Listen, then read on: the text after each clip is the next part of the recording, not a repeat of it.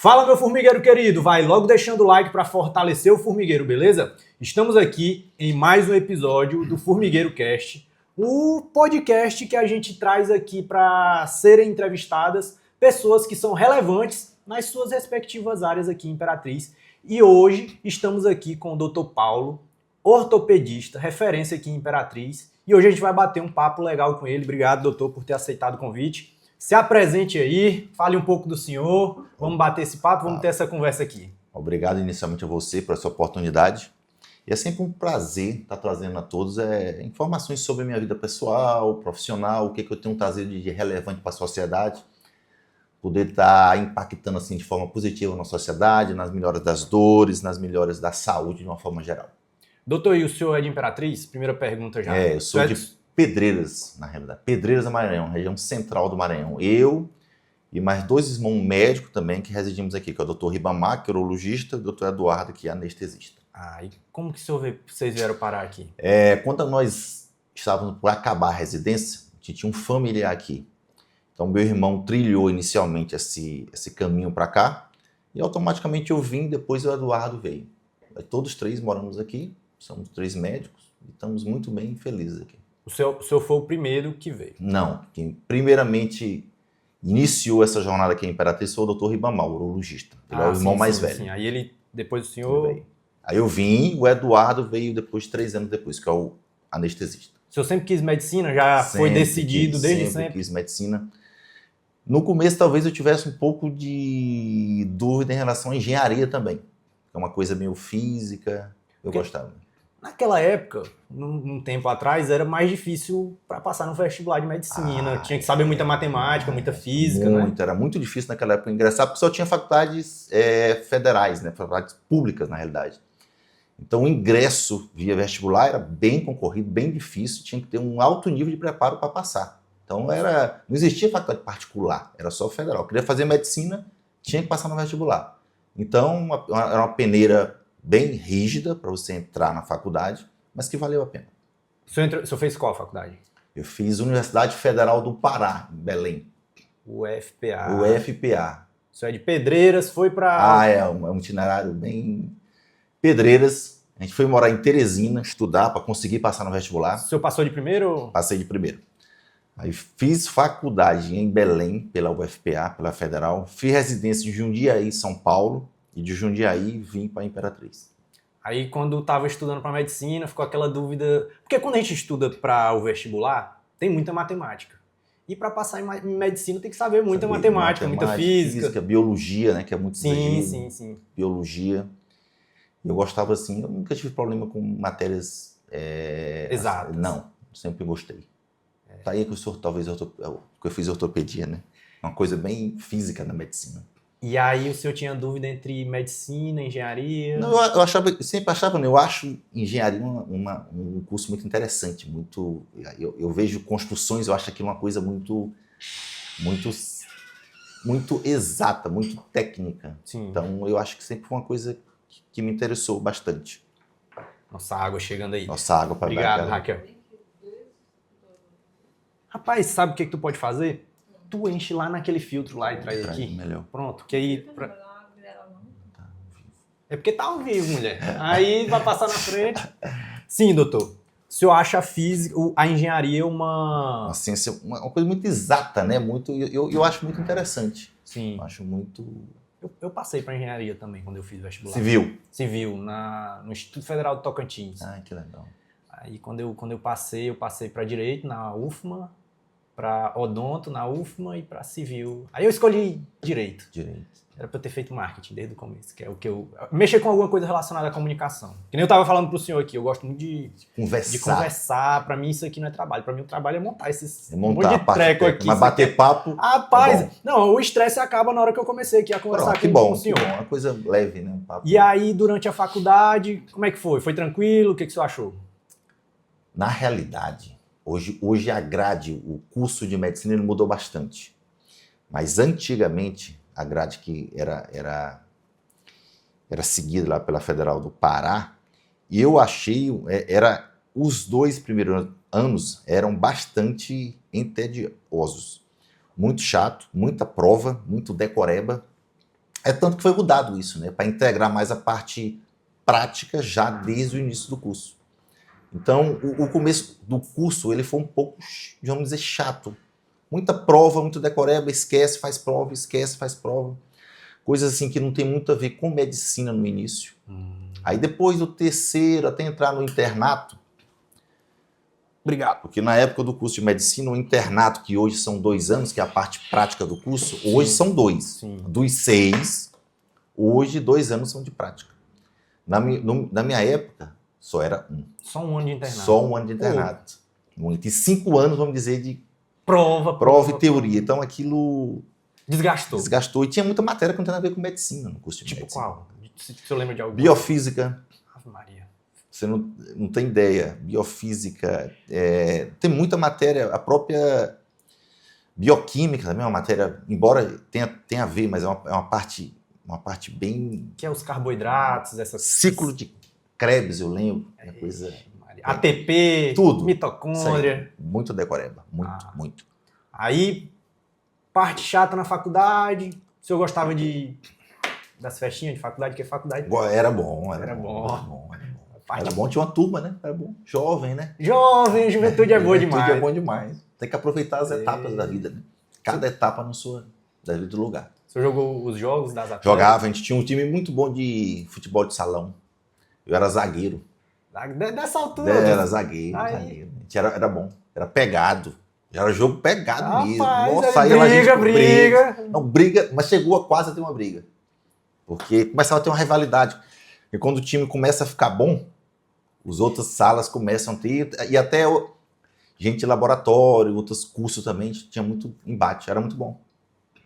Alguém chegou a se machucar? Porque eu tô perguntando isso que o senhor cuida dessa parte de... Não. Eu torci, mas não de briga, torci contato de futebol mesmo. Sim. Até perto de formar já, bem próximo da formatura. Ganharam algum título? A gente chegou a ganhar alguns torneios lá da faculdade, mas nada, era mesmo só entretenimento, né? Bom demais. E você gosta de uma atividade física? Gostava? Rapaz, eu joguei tudo de esporte. Eu gosto demais de esporte, assim, de questão de jogar bola. Fiz jiu-jitsu, aí me machuquei. Já te vi correndo lá na Beira Rio, né? Correr. Poxa, eu via o senhor na academia, lá na Smart. E aí eu via sempre os seus vídeos, assim, eu digo, rapaz, podia ser meu cliente, né? Mas aí o senhor já é agenciado por outra agência, para quem não sabe, eu tenho uma agência de marketing médico. E aí eu sempre vi o senhor, porque assim, não é todo médico que posta vídeo. Ainda é um tabu muito grande para os médicos isso de estar presente nas redes sociais, postar vídeo e tudo mais. E o senhor, eu sempre analisei e disse, poxa, esse médico aqui, ele é presença. Ele é presente nas redes sociais, né? Ele é diferente. E aí eu vi o senhor na Smart, eu digo, rapaz, e ele treina, e ele corre. Eu gosto. Eu gosto de esporte, acho que esporte é saúde, né? E a gente tem que... Eu tento passar sempre essa ideia de que nosso corpo é feito para o movimento. Então, a maioria das doenças ortopédicas, elas têm relação com a inatividade, falta de atividade física. Muitas das doenças, muitos dos remédios poderiam ser evitados se a população no geral olhasse para a atividade física como fonte de saúde e não como dever. Então, acho que isso aí seria a pedra fundamental para a gente desfrutar de mais saúde. Realizar movimento, ter movimento. Nosso corpo é feito para isso. Nosso corpo não é feito para ficar em inatividade, parado. Tá? Então, isso aí é uma das maiores causas de doenças na nossa população. E, doutor, nesse seu caminho aí, porque eu gosto de conversar seguindo o caminho, né? O senhor disse que era de Pedreiras, foi para a UFPA, fez a residência em orto. Como que o senhor decidiu que o senhor queria ser ortopedista? Durante toda a faculdade eu nunca pensei em outra especialização a ser ortopedia. Já entrou? Já sabia que eu queria ser ortopedista. Nunca tive essa dúvida, não. Durante a faculdade, não. E aí, logo depois, lá pelo 5º ano, já comecei a me preparar para a prova de residência. Né? Porque na época, a prova de residência... Na época não, até hoje é difícil você passar para a residência. E eu prestei pelo SUS de São Paulo e consegui passar a primeira vez também logo. Aí já comecei a cursar, fiz 3 anos e meio lá em São Paulo, foi o tempo que eu voltei. E o senhor, quando estava na residência, total focado na residência ou residência e plantão, como é que foi? A residência, na época, era muito puxada. Não tinha como fazer plantão. Não, muito pouco, mas no R2, né, que é o segundo ano. O R1 não dá. O R1, eu saía 5 horas da manhã, chegava 11 horas da noite. É muito puxado o R1 de ortopedia, é muito puxado. Tá? Naquele tempo era mais ainda, porque tempo não tinha esse crime de assédio, então era muito puxado. Hoje em dia, maneirou mais, né? Mas é puxado, de qualquer forma.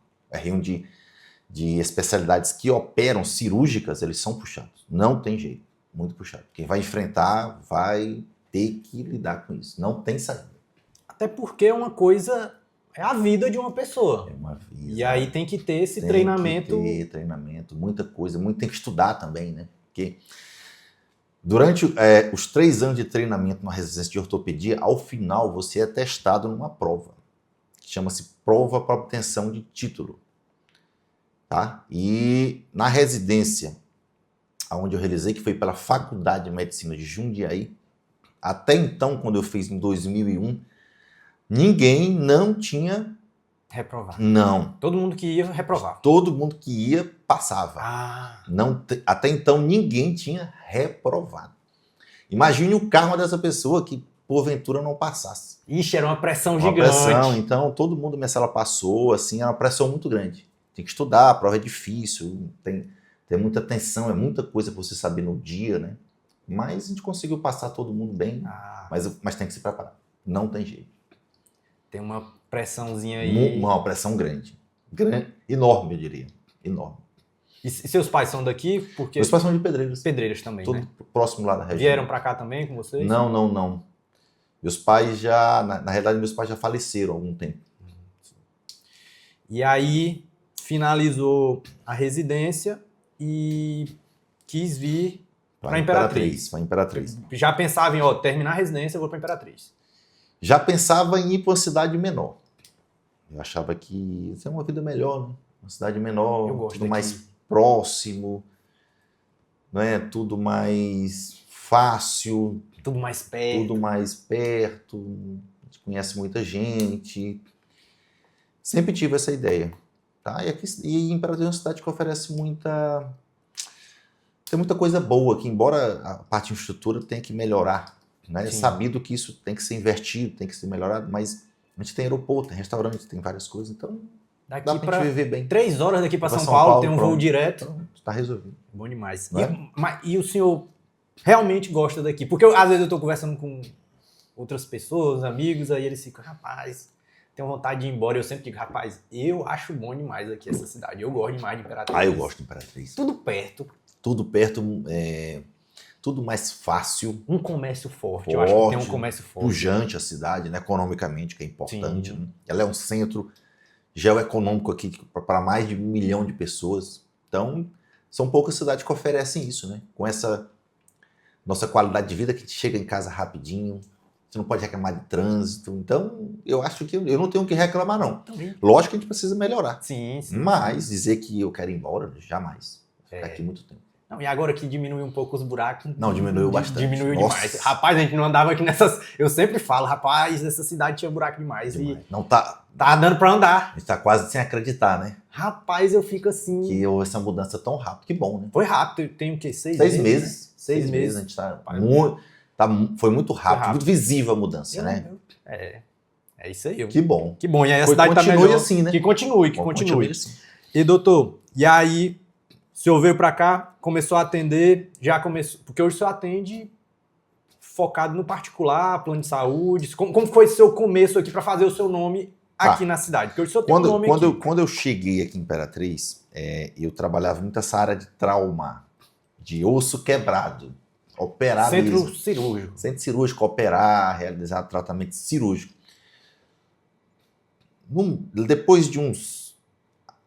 Há uns 10 anos para cá, eu comecei a mudar o foco. Eu passei da cirurgia, quebrou uma perna, você vai lá e leva para o centro cirúrgico, bota uma haste, acompanha, né, no ambulatório, tudo. A tratar dores crônicas. O que seriam as dores crônicas? Dor lombar por hérnia de disco, desgaste no joelho, bursite no ombro, esporão de calcânio, que é o esporão do galo, desgaste na coluna, que são as hérnias de disco. Então, hoje, 95% do meu tempo eu me dedico a tratar dores crônicas. Então, o que é dor crônica? Dor crônica são dores que perduram por mais de 3 meses. Então, esse hoje é o meu foco de tratamento. Então, só operou por um período de tempo. E hoje eu estou dedicado ao tratamento de dores crônicas. Dores crônicas. Doutor, e teve algum caso assim que marcou o senhor quando...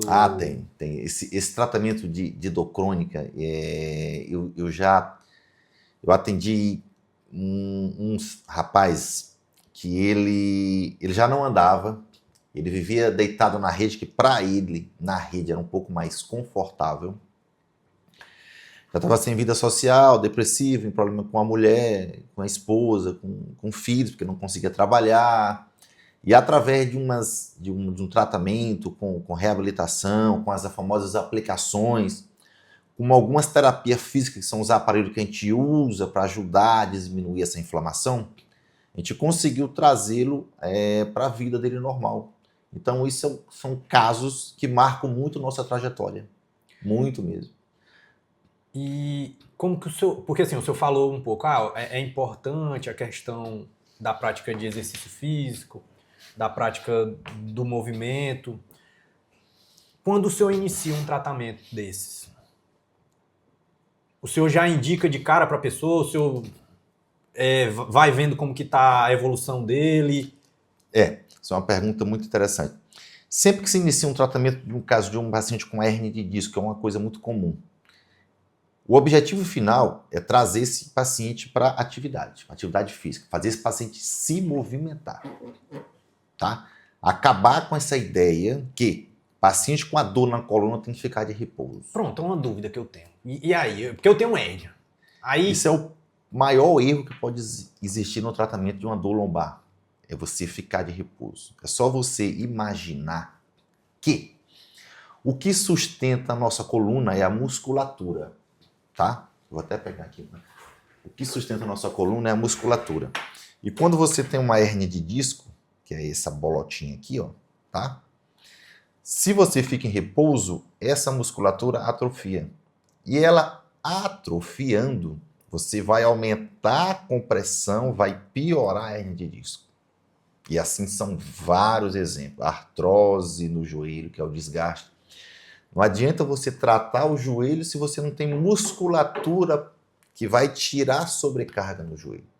Então, todo e qualquer tratamento que a gente começa aqui, o paciente é orientado, lógico, dependendo do grau e do estágio que ele está, a voltar a realizar a atividade física. Lembrando que nosso corpo é feito para movimentação, para mobilidade. Isso é regra número 1. E hoje aqui o senhor atende de todas as idades, jovem, idoso? Atendo, mas o meu público maior aqui são adultos. Vamos dizer, adultos aí acima de 40 anos.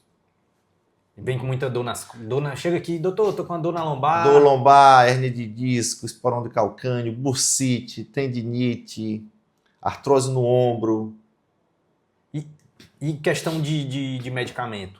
Quando o senhor vai fazer um tratamento aqui, aí é medicamento, junto com... Tá, tudo que a gente não quer que o paciente use aqui, faça aqui, são 2 coisas. A gente já conta. Remédio e repouso. Remédio, porque o remédio, ele não trata a causa da dor. O remédio ele é utilizado para melhorar a dor. Quando passar o efeito do remédio, a dor vai voltar. A gente faz com que o paciente entenda que a gente tem que tratar a causa da dor.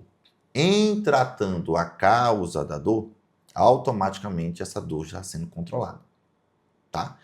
A gente não preconiza o uso de remédio por muito tempo. Isso é um erro, até porque o remédio ele traz várias complicações. O paciente que está tomando muito anti-inflamatório, esses ACs da vida, eles estão acabando com o rim e com o estômago dele. Então aqui, desde o início, a gente é contra o uso de medicação de forma crônica e repouso. Isso aí a gente esclarece para o paciente desde o começo, que o objetivo é ele voltar a se movimentar e deixar de usar remédio. E quando, por exemplo, eu descobri que eu tinha hérnia na lombar quando eu tinha ali meus 23, 24 anos. Quando é muito jovem, porque o senhor percebe que hoje em dia tem aumentado, o senhor disse que o seu público maior aqui são os adultos, beleza. Mas eu não sei se o senhor percebe que hoje os jovens estão mais sedentários, se o senhor percebe que tem uma mudança, né, por conta de internet, de trabalho em escritório e tudo mais. O senhor percebe que hoje tem muitos jovens sendo afetados com hernia de disco? Porque assim, eu descobri a minha quando eu era jovem. O senhor acha que esse fator do sedentarismo, né, o que o senhor disse sobre o fator do sedentarismo, ele influencia nisso? Influencia ou é demais. genético? O sedentarismo, talvez isolado, seja o fator mais importante para a dor lombar, de forma isolada. O que a gente vem acompanhando aqui na Imperatriz é só a gente observar a quantidade de academias que tem na região. Eu acho que de 5 anos para cá, abriram, acho que mais de 10 academias aqui. Sim. E todas estão lotadas. Oh, meu Deus, não tem que... Pelo menos, gente demais treinando. Então isso é muito bom, né? Porque as pessoas estão se preocupando cada vez mais com a saúde. Outro exemplo, eu participo do grupo do Bora Correr. Sim. Que é um grupo de corrida. As reuniões do Bora Correr, quando a gente iniciou, eu fiz umas 4 aqui na clínica, a gente conseguia reunir no começo 300, depois 500, depois a última que eu fiz deu 600 e pouco. Hoje está dando 1.200 pessoas. Correndo. Imagine, é muita gente. Isso é bom, isso é ótimo. Quer dizer que as pessoas estão atrás de atividade física. De atividade física. E então a corrida, por exemplo, eu sei que o senhor já falou, é bom não ficar sedentário, não recomendo o repouso, né? Seguindo aí as precauções isso. E tudo mais, o ser humano tem que se movimentar. E a corrida? Entra também, porque assim... A corrida é ótimo, excelente, apaixonante, eu gosto de corrida também, eu corro.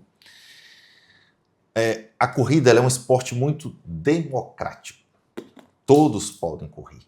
O idoso, todo mundo. Ela é um esporte de baixo custo. Tá? Ela é um esporte feito ao ar livre. Só que a corrida ela é empolgante, mas ela precisa que o corredor tenha cuidado, porque ele precisa fazer fortalecimento. Você não pode começar a correr todo dia, você vai ter problema. Você precisa intercalar com exercício de força. Academia, puxar ferro. Musculação, pilates, também pode ser. Tá? Esse é o cuidado, acho que tem que ter com corrida. E lógico, o paciente que não é acostumado a correr, ele não pode querer cair correr todo dia e correr 20 km. Ele não vai ter lesão. Tem que ser uma coisa gradual. Como todo esporte, só corrida não. Né? Tem que ter um acompanhamento, né? Tem que ter técnica para correr, não pode sair correndo do nada. Como qualquer esporte, né? Mas precisa sempre ser aliado de exercício de força. Seja ele pode ser musculação, pilates pode ser também com esses que mescla força com alongamento.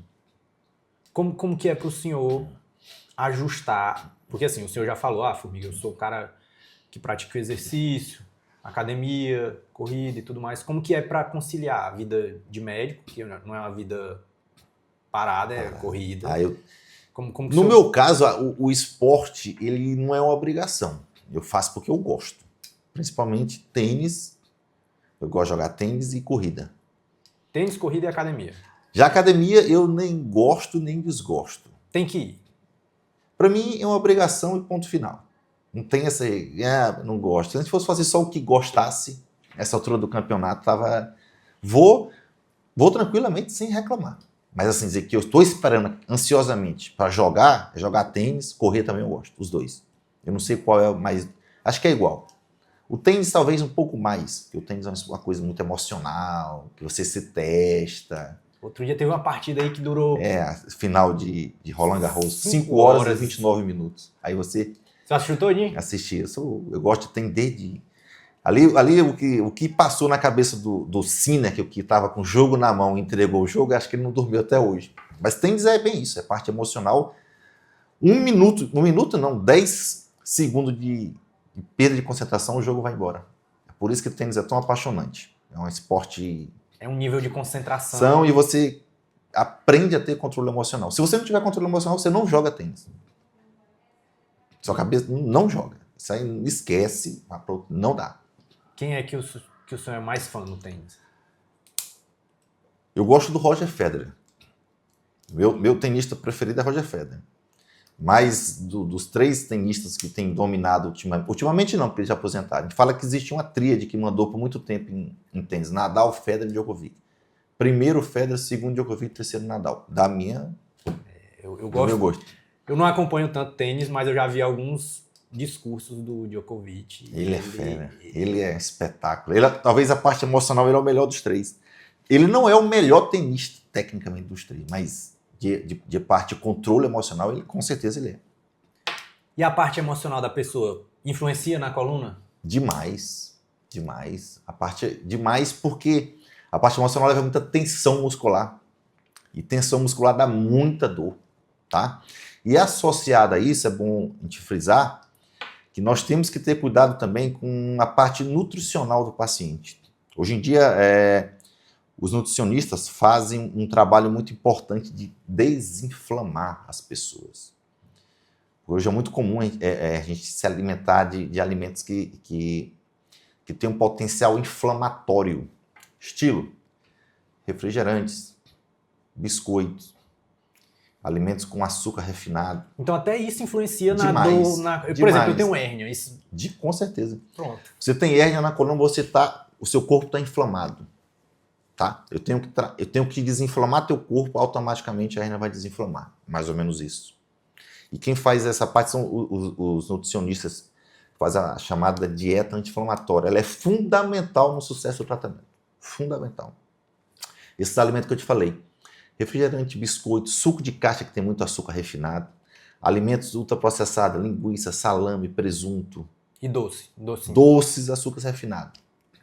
Nem o doce de leite é saudável, porque dizem que o doce de leite é saudável. Tudo tem a quantidade e a hora de... Não é que você não pode comer, tá? Mas tudo tem limite, tudo tem a hora para você comer. Então, esses alimentos ditos inflamatórios, eles pioram muito a dor do paciente. Muito, muito mesmo. Muito. Esses pacientes não... Até mesmo com infiltração, fisioterapia, eles não têm o mesmo resultado que o paciente que segue uma dieta. Uma dieta. Então não quer dizer que a dieta está até nisso agora. A dieta está intimamente relacionada a bom resultado no tratamento da dor. Intimamente. Eu não fazia ideia disso. Então, intimamente. Aí tem... Dieta, sono. O paciente que não tem o sono reparador... E a cama também influencia? Nem tanto, não é a cama. Isso é um mito. dogma que inventaram. Eu não diria que é um mito, porque uma cama boa é importante. Mas não é a cama que vai resolver o problema da dor do paciente. Entendeu? Você investe a dieta é mais importante que a cama. Não se compara. Rapaz! Não se compara. Você imagina que tiver 10 pacientes, todos comparem camas caras. Tu acha que vai resolver? Nunca vai resolver o problema dos 10 pacientes. Agora, se os 10 fizerem dieta anti-inflamatória, acredito que 5 já melhora substancialmente da dor. Agora eu fiquei encabulado aqui, querido formigueiro, né? Que isso aí eu não sabia. Porque assim, eu tinha noção de que, beleza, exercício físico, pode falar. Outra, para te entender, o excesso de peso. O excesso de peso, ele traz sobrecarga na junta. Ele aumenta a pressão, digamos, no joelho, na coluna, ok. Mas a gordura, propriamente dita, ela, além dela aumentar pelo peso, pela sobrecarga, ela traz muitas citocinas, que são substâncias que inflamam. Então não é só o peso, não é só a sobrecarga. A gordura em si, o excesso de peso, ela traz inflamação. Por isso que a dieta inflamatória é tão importante no tratamento das dores crônicas. Então não tem mais aquele negócio de, tô com dor, vou fazer aqui o procedimento com o Dr. Paulo, vou tomar uns remédios e nunca mais vou ter dor. É um combo. E pelo resto da vida. Pelo resto da vida. Porque não existe. Não é um tratamento. O que a gente preconiza é mudança de vida. São hábitos saudáveis. A pessoa ter o resto da vida com qualidade. Como que o senhor faz para implantar isso na cabeça do seu paciente? Muita conversa. E fazer com que o paciente reconheça a importância dele se dedicar, dele se entregar ao tratamento para nós termos o resultado esperado. Isso é o fundamental.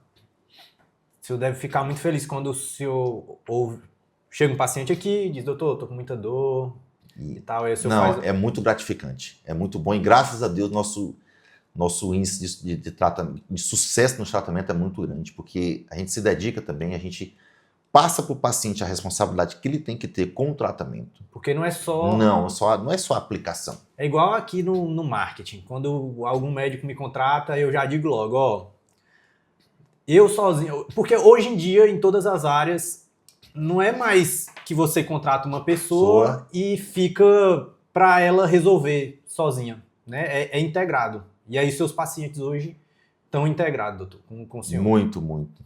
Fato importante no nosso tratamento aqui também é o sono. O paciente ter o sono de qualidade. E no sono, é algo importante relatar que não são os remédios, é lógico que os remédios ajudam sim, controlam a ansiedade, melhoram o sono. Mas existe uma rotina chamada higiene do sono, tá? Que ela é muito importante. E essa rotina, ela está relacionada ao uso racional de celular, tá? Não ficar muito tempo na cama assistindo televisão ou no celular e tentar dormir, que isso atrapalha, isso já está muito mais do que comprovado, tá? Ter um ambiente tranquilo, com a temperatura adequada, mas o mais importante é não ficar na cama deitado vendo o celular antes de dormir. Isso é péssimo para você ter uma noite de sono adequada. E hoje em dia o celular faz parte da vida das pessoas. Mas aí nós temos que ter esse controle. Mas beleza, a gente está falando de sono e como o sono influencia em uma boa saúde da coluna, por exemplo. E a questão de posição de celular, olhar para o celular, olhar para a tela, assim, eu mesmo passo o dia assim. Isso aí pode aumentar, sim, uma sobrecarga na região cervical, tensionar essa nossa musculatura. Além disso, isso atrapalha, eu acredito que isso tem um problema de ansiedade. E a ansiedade influencia na coluna também. Imagine que o corpo seu ansioso, tenso, você vai ter dor triplicada. Então, o problema do celular, além de aumentar essa tensão, tá? Você tensiona isso aqui, a musculatura sua fica tensionada. O celular pode trazer um quadro de ansiedade, né? Principalmente para o paciente que fica o dia todo no celular. Ele ficou 10 minutos fora do celular, ele já está ansioso para saber o que está acontecendo. Então, a gente tem que ter o controle disso aí. Acho que a ansiedade influencia até nessa questão de inflamação no corpo. Demais, demais. A ansiedade é a doença do século, né? Ansiedade, doenças emocionais. Ansiedade, depressão. E aí os benefícios da corrida também, né? Eu sou um cara defensor do esporte, né? Eu não corro porque eu caminho. Todo dia eu faço o meu cardio, caminho e tal. E eu sou um cara defensor do esporte, dos bons hábitos. E acredito que isso ajuda demais na vida. Quando a gente acaba de correr, a gente sabe a descarga de endorfinas, que é uma sensação muito boa quando você acaba de correr. Você fica muito leve, né? O corpo seu... Eu costumo falar para os pacientes, quando eles experimentam essa sensação... O senhor bota todos os seus pacientes para correr? Não, correr não, porque nem todos conseguem correr. Mas fazer alguma atividade física, assim, uma caminhada. E os que podem, sim, correr. Quem puder correr, o senhor diz, bora correr. Então, eu tenho vários pacientes que começaram a correr e hoje em dia correm, graças a Deus. É outra situação que deixa a gente muito feliz, né? E receber uma mensagem do paciente dizendo... Ver o paciente nos grupos, correndo, tá feliz, é muito bom. É muito compensador. E como o senhor... Nesses eventos, assim, de corrida e tudo mais, o senhor costuma dar orientações? O senhor costuma Sim, costumo. Inclusive, eu quero dar um depoimento aqui, porque eu tive um problema de saúde, eu infartei há mais ou menos 4 meses. Foi um infarto grave. Todos questionam por que eu tive esse infarto, porque Sim, justo. eu faço muita atividade física, tento ter uma qualidade de vida, faço exercício físico, tenho uma composição corporal, vamos dizer, saudável. E a pergunta acredito que não tem que ser essa. A pergunta tem que ser por que eu tive uma evolução tão boa decorrente do infarto? E a resposta é pelo exercício que eu fazia. É isso que eu tinha até anotado aqui. Teria sido pior se o senhor não se exercitasse? Com certeza. Porque está tendo muito quadro mesmo de problemas cardíacos no paciente mais jovem. Você pode observar pelo noticiário, cada vez está tendo, né? Tem uma epidemia até. E eu, graças a Deus, não fiquei com sequela, me recuperei bem, estou bem. E estou nessa transição para voltar à atividade física. Já está correndo ou ainda não? Estou correndo, mas dentro de uma frequência cardíaca. Eu não estou ainda liberado para exagerar, tá? Mas já estou sim. Até porque era uma coisa que eu queria, uma situação que eu queria esclarecer. O paciente, quando tem infarto, isso é interessante, ele precisa fazer reabilitação. Ele precisa fazer com que aquele coração trabalhe. E quem faz isso aí é o cardiologista especialista em reabilitação. No meu caso, foi a doutora Carla. Tá? Eu fui muito bem assistido pela doutora Renata, doutor Eider, tenho só que agradecer, tá? Essa equipe que me acompanhou. E eu estou muito bem. E estou, vamos dizer que, finalizando essa reabilitação. E doutor, eu fiquei com uma dúvida agora. E tem perigo, porque assim, o senhor está voltando, fazendo corridas e tudo mais, mas tem algum perigo? Ou é ficar quieto? Como o senhor já infartou, agora é ficar de repouso? Pelo contrário, voltar? Pelo contrário, voltar. Só que para fazer isso você tem que ser acompanhado por um médico. Esse médico é um médico cardiologista, especialista em reabilitação, para quem já teve infarto. Eu até sugiro que quem queira correr, faça exames, né, cardíacos. Eu sugiro.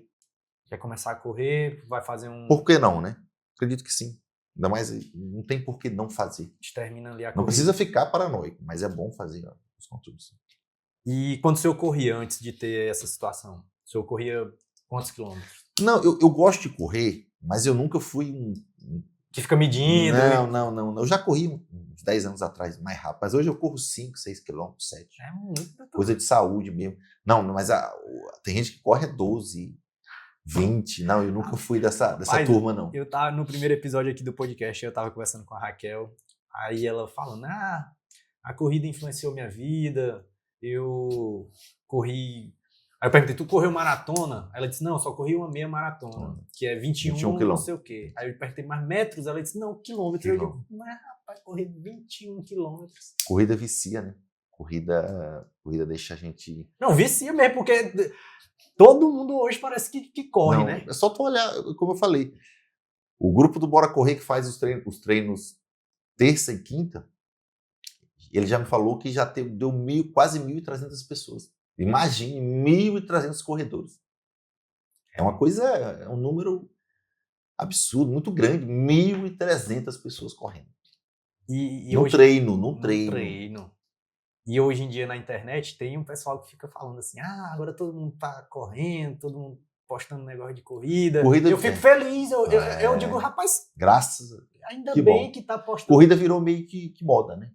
Corrida. Diz que agora o pessoal não vai mais pra balada, não, pra encontrar Agora é acordar às 5 horas da manhã pra ir pra corrida. Vai pra corrida. Diz que lá é que é o lugar de... Eu tô com saudade de voltar pras corridas, que te acorda cedo, né? A corrida geralmente ela começa às 6 horas. Começa. Esse Bora Correr é de manhã? Não. Bora Correr é um treino. Um treino. As corridas que são de domingo, geralmente elas começam 6, 6h30. Então, se você tá lá às 6 horas, você acorda às 5, aí se prepara. Doutor, e a questão do tênis pra correr? Influencia? Como é que é? Porque assim, eu queria correr outro dia, né? Eu caminho e tal. Aí procurei vários vídeos na internet, não cheguei a conclusão nenhuma. E aí...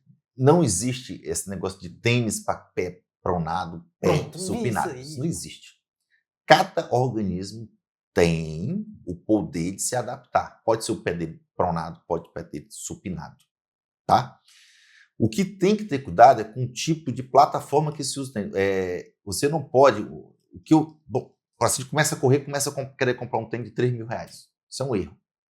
Esses tênis que tem placa de carbono são tênis mais duros, com pouca estabilidade. São tênis que podem ser prejudiciais, principalmente para quem está começando. Porque ele não vai fazer diferença na corrida. Isso é para corredor já em alto nível. Tá? Então, não se preocupe. Compre um tênis de qualidade, de um preço razoável, que ele vai funcionar para você. E aí a pessoa vai... Meio que testa, né? É teste? Teste, é questão também de estética. Mas hoje nós temos uma gama de tênis com preços razoáveis que qualquer pessoa consegue comprar e que vai ajudar e que não vai trazer problema para você. Não cai nessa de vendedor de tênis pronado, tênis para pé super, isso não existe. Beleza. E sua família acompanha também essa questão? Acompanho, faço questão. Minha esposa gosta. Meus filhos também são atletas novinhos, gostam de jogar bola, jogam tênis. Tem um que corre bem também, o mais novo. Eu nem consigo acompanhar ele, na realidade. O Matheus. Corre muito bem. Agora ele está meio parado, mas ele corre muito, muito mesmo. Eu já levei ele com as corridas. Ele é fera. Mas e aí, como foi o desempenho dele na corrida? Não, ele não tem, ninguém não acompanha. Pode. Ah! Não acompanha, eu tive que contratar Aqui tem o Ismael é um treinador de corrida aqui em Imperatriz. E eu tive que contratar o filho do Ismael para ir com o Matheus. Porque ele consegue acompanhar o Matheus, que ninguém dá conta de correr com ele. Menino novo, tem energia. Não, mas ele tem perfil para correr, não tem explicação. O pai da minha esposa, o Dr. Miguel Daladia, corre muito bem, porque ele é do Exército. Talvez ele tenha... Daladia, advogado. Ele corre com ele. Eu acho que hoje ele não acompanha mais, não. O Matheus corre muito. Muito. É dele. Corre bem, não cansa. Herdou aí a genética boa. Herdou. Com certeza ele herdou. E doutor, já caminhando aqui pro final, né? Uma recomendação de todas as que o senhor já deu aqui pro pessoal, para ter uma coluna saudável, se o senhor pudesse fazer um resumo, olha, para tu manter a tua coluna saudável. Fazer atividade física, tá? Número 1. Tem que incluir atividade de força. Musculação. Seja musculação ou pilates, tá? Controle da composição corporal, ter uma composição corporal saudável. Isso aí se faz também através de uma dieta boa, uma dieta anti-inflamatória. Alimentos saudáveis, alimentos que não tragam inflamação para você. Mais sono de qualidade. Essa é a tríade. Exercício físico, sono reparador, dieta adequada. Sem essa tríade, não há saúde na coluna. Não tem tratamento. Tem tratamento que perdure. Você pode até melhorar com o tratamento, mas depois vai voltar a ter dor de novo. E doutor, por exemplo, hérnia, tratamento de hérnia, sempre vai precisar de cirurgia? Como é que é? Dá para resolver sem cirurgia? Tá. Pergunta muito boa. Outra pergunta também. Cada vez mais se opera menos hérnia. Imagine que de 100 pacientes com hérnia de disco, tá? Menos de 10% vão precisar de cirurgia. Os 90, tá? Dos 100, os 90 vão ficar bom com alimentação saudável, infiltração, exercício físico e melhora da qualidade de vida no geral. Os 90, os 10 podem ser que tenha necessidade de indicação de cirurgia. E a hérnia, ela some, não some? Porque assim, eu fiz, quando eu descobri a minha hérnia, aí me disseram assim, rapaz, aí é exercício, o médico falou, exercício físico, academia. A hérnia tem um dado importante, quanto maior a hérnia, mais possibilidade tem dela absorver. Então ela... É ao contrário, quanto maior aquela hérnia grande, é lógico que por um tempo ela vai dar mais dor. Aí 500 infiltrações, e as infiltrações têm um poder de tirar essa dor para o paciente poder se reabilitar para a hérnia poder ser absorvida. Por isso que as infiltrações hoje são um tratamento muito importante no tratamento das hérnias de disco. Importantíssimo. Porque tira muitos pacientes de cirurgia. É lógico que alguns pacientes, menos, como eu falei, menos de 10% vão precisar de cirurgia. Mas a maioria vão se beneficiar com tratamento sem cirurgia, ou seja, infiltração, fisioterapia, dieta e qualidade de sono. Então é isso. Esse hoje foi aqui nosso bate-papo com o Dr. Paulo, ortopedista, né? E gostei muito que ele tem uma visão integrada de saúde. De saúde, né? De qualidade de vida. Eu sou um defensor da qualidade de vida, de esporte, de bons hábitos. Às vezes chega até a ser chato em relação a isso com pessoas próximas. Eu também não fico cobrando também. Porque fica repetitivo, né? Mas é para a saúde, é para o bem, né? Então não há saúde se você não conseguir se alimentar, dormir bem, né? E fazer atividade física. Não existe. Impossível. Não tem essa mágica. A infiltração não resolve. Você chegou aqui, fez a infiltração é uma ponte para isso. Porque assim, tem uma fase da hérnia que você tem que infiltrar, que é para o paciente melhorar a dor para ele poder fazer atividade física. Justo, porque quando eu tive hérnia, eu não andava, simplesmente eu não estava. Minha primeira crise, eu fui de cadeira de roda para o hospital. Esse é o papel da infiltração. Controlar essa dor para o paciente poder se reabilitar. Porque assim, o paciente que tem hérnia, acredito que ele vive num estado, eu digo isso como uma pessoa que tem hérnia, a gente vive num estado constante de medo. De ter uma nova crise e tudo mais. E aí a infiltração, ela ajuda nesse caminho. E de um momento que é feita a infiltração, que o paciente passa a ter uma dieta adequada, tem um controle da dor, melhora o sono, a tendência é que ele não tenha mais essa hérnia, essa dor para essa hérnia. A tendência é que essa hérnia absorva, suma. Mas se ele voltar a ter péssimos hábitos... Ela é recidiva, ela volta. Com certeza ela volta. O tratamento... E aí ele vai ter vários problemas de saúde, gente. Não é só a hérnia de disco. Ele vai desgastar de forma precoce o joelho. Ele vai inflamar o ombro, tá? Ele vai ter aquele famoso esporão do galo. E por aí vai.